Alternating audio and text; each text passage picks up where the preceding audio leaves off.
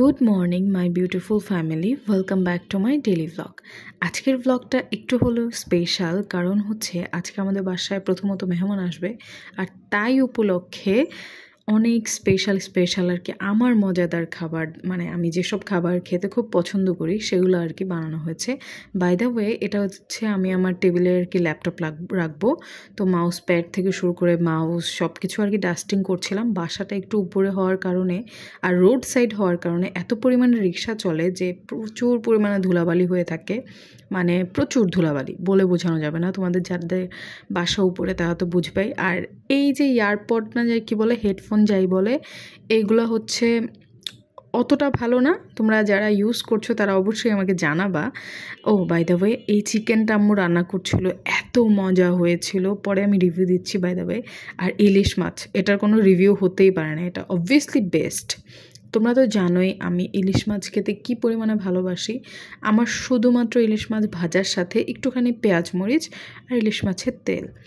আমি নর্মালি মুরগি খেতে একদমই পছন্দ করি না, কিন্তু আজকে আম্মু যেভাবে করে মুরগিটা রান্না করেছে, ভুনা করেছে অ্যাকচুয়ালি, প্রচুর পরিমাণে পেঁয়াজ মশলা টশলা দিয়ে, মন মতন হয়েছে, পারফেক্ট। বিশ্বাস করো, এত পরিমাণে এনজয় করছিলাম আজকের মুরগিটা। আম্মুকে আমি বলছিলাম যে আম্মু আজকে মুরগির তরকারিটা এত মজা হয়েছে যে আমি গোটা 1 বছরও এত মজা করে খাইনি, মানে খুবই মজার হয়েছে। ঝালটাও একদম পারফেক্টলি।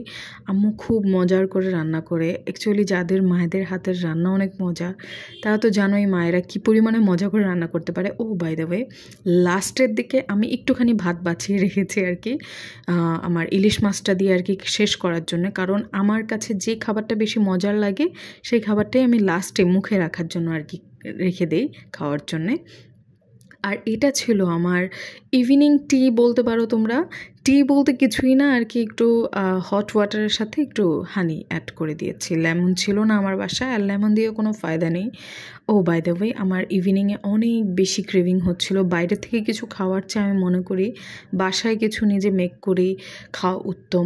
খুবই সিম্পল একটা ডিশ বানিয়ে ফেললাম, মানে আর কি নুডলস বানিয়েছি, সাথে আমার কিছু আগের ম্যাকারনি পড়েছিল ওগুলোও দিয়েছি। বেশ আয় হয়েছে, অনেকগুলো নুডলস আর কি হয়ে গেছে।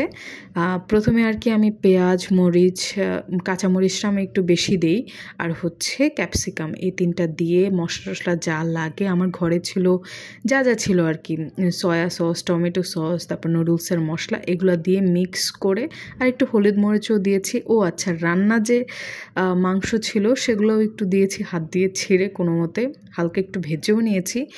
বেশ দারুণ লাগছিল, নুডলসটা এত মজার হয়েছিল বলে বোঝাতে পারবো না। অনেক দিন পরে, মানে ক্রেভিং মেটানোর জন্য এটা একটা পারফেক্ট ওয়ে। তোমার বাইরে অতিরিক্ত পরিমাণও টাকা যাবে না, আর হচ্ছে তোমার হেলথটাও একটু ভালো থাকবে, কারণ বাসার তেল দিয়ে তুমি বানাচ্ছ, বাইরের তেল তো কী পরিমাণে খারাপ হতে পারে তা নিয়ে আর কোনো সন্দেহ নেই। বাইরে উপর দিয়ে আমি একটু শখ হচ্ছিল আর কি বাইরের মতন করে খাওয়ার, শসাও দিয়েছি। তো বেশ মজার লাগছিল, এত মজার লাগছিল বলে বোঝাতে পারবো না। সবাই ভালো থেকো, সুস্থ থেকো, আবার আগামীতে দেখা হবে। আল্লাহ হাফিজ।